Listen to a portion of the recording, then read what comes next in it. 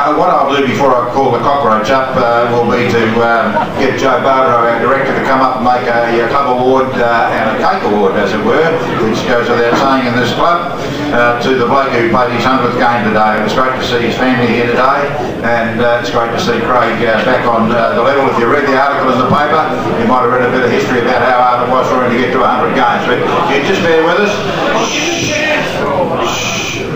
Joe Barbaro. Hey, Joe. I'm actually starting to get better at all of this because with Rob being away so much, I sort of get to step in, and we're actually getting a better run with me doing this. So I don't know, we might have to rethink on positions there for a while, but I know that Bronny would be absolutely thrilled at the result today, and he does send his apologies. He was in China this week or something. Yeah, I got to go to Scarborough during the week. I thought that was pretty flash as well. But look, a fantastic result as far as the league boys go, and the Rezzies unfortunately just missing out.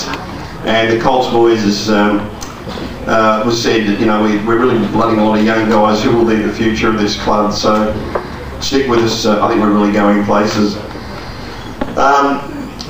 It's been great, and in fact I think we picked up the trifecta as far as home milestones go this year, and which is fantastic, because for a while there it seemed every time we had a milestone game it was dreaded by everybody.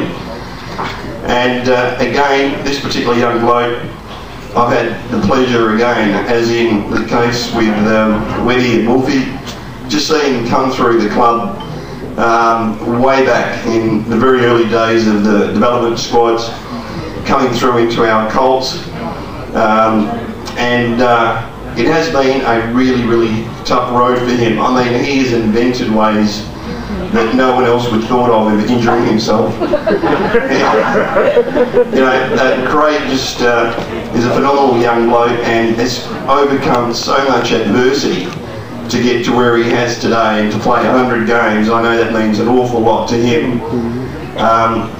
I think he mentioned somewhere in one of the articles that I read that he had 20 or 30 games up when Wolfie first came to the club, and Wolfie played his 150th this year. And Craig is very fittingly brought up his 100th game. But just a little about Craig, for those who may not know, he hails from the mighty Bridgetown Football Club in the lower southwest, which is part of our zone. He debuted in round 4 in 2001 against Claremont. But 2001, we glasses next time, Joe. 2001, that just seemed a long time ago now. A premiership player with the Colts in 2000, and the league premiership in 2002.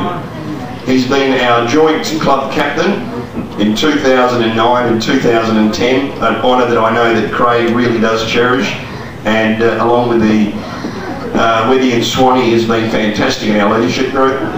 He was a state 16s and 18s player, and was also selected in the All-Australian team for the 18s Carnival.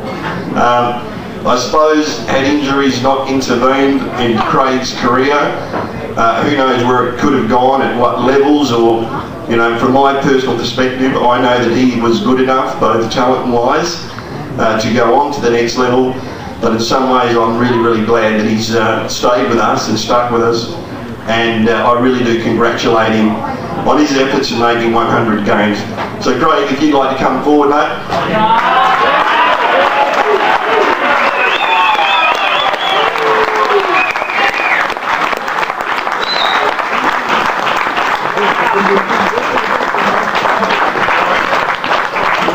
First of all, mate, as we do traditionally for the 100th game, there is a signed football there for you to put on the mantelpiece. I don't know whether Eddie gets to take that back home, and because I know he's done a few kilometres over the years, but I'm sure Craig will tell us about that. And is Lil still not? She's still in hospital. Still in the hospital, okay. And as tradition has at East Perth, already set that up for that. Tradition at East Perth, of course, Lil, who I think is 97, 93, hang on, that didn't get on there. Always bakes a cake, and just give me a hand, Craig. the plugger cake, and this one actually gets grass on it as well, so that's probably to signify that. I get a kiss from you, because I usually get a kiss from you. Well, no, I won't kiss, but mate, congratulations. Thank you for everything that you've done for this club, mate, and I know hopefully there's another 100 waiting there for us.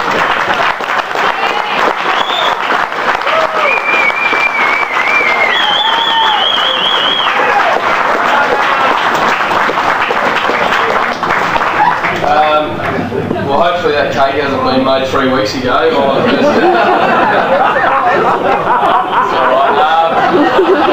I'll just move it.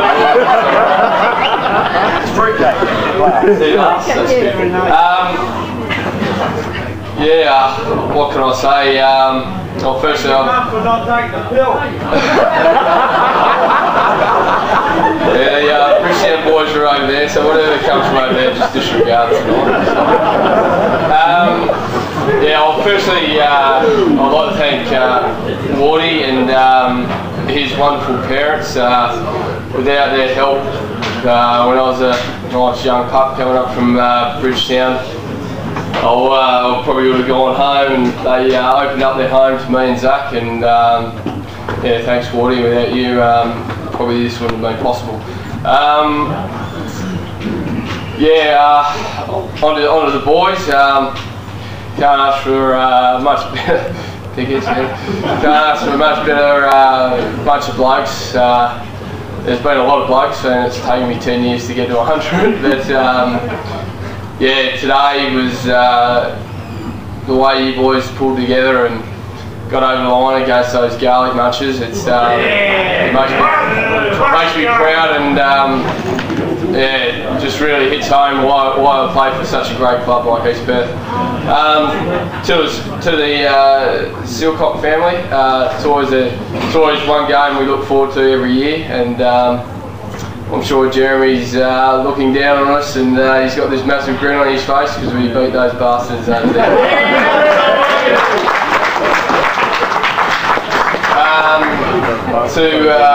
To Book and all the coaching staff. I had Book when I was first coming through, and I'll tell you what, he's the scariest man alive.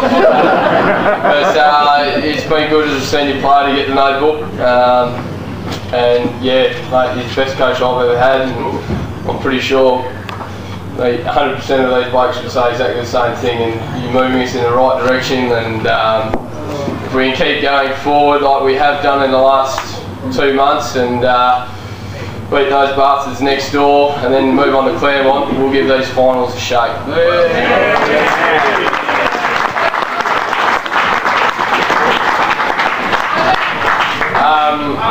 Let's move on to my wonderful family. The old man, the mum, I think they travel about 800 k's every week, and I think out of the 100, I reckon they've missed about 1 or 2. So yeah, without you guys,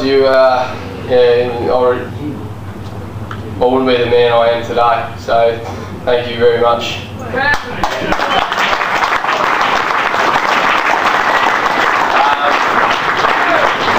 Yeah, also to my auntie and uncle Jenny and Russell. I know I had to board there for a little bit, and probably got them ready for kids pretty much. But, yeah, but no, to you guys, you've helped me out the whole time I've been up in Perth, and thank you very much. Last but not least, my beautiful wife, Mrs. Glancy.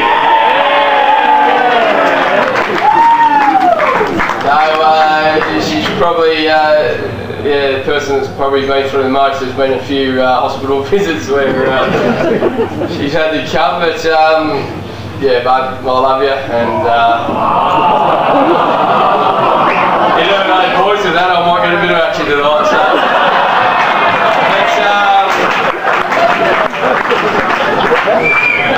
let's well, we've got a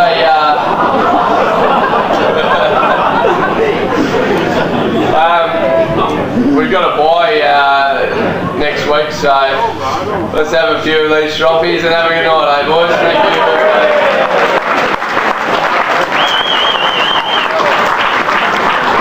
I'm sure if he takes Brad Ward's drink, he won't be able to get it tonight, so there you go. Just a couple of quick mentions I might make before we get the cockroach up. Somebody reminded me after the game that 25 of the 30 goals were kicked at the Vincent Street end today. And it's interesting to know that Claremont beat Subi by 51 points. Pest, I've told you once, I'm not going to tell you again, Pest. Next time you put your hand up or whatever, you summon trout, okay? Sweet. Fremantle beat Perth by 65 points, what's new, and Swans beat South by 35 points, which elevated us for the win into the fall. Together with West Perth and Subiaco, and South are on 32, so I won't go into who's going to play who in the next couple of weeks, but the fact is it's all before us. And just before I finally get the cockroach up, I saw a big man become a bigger man today.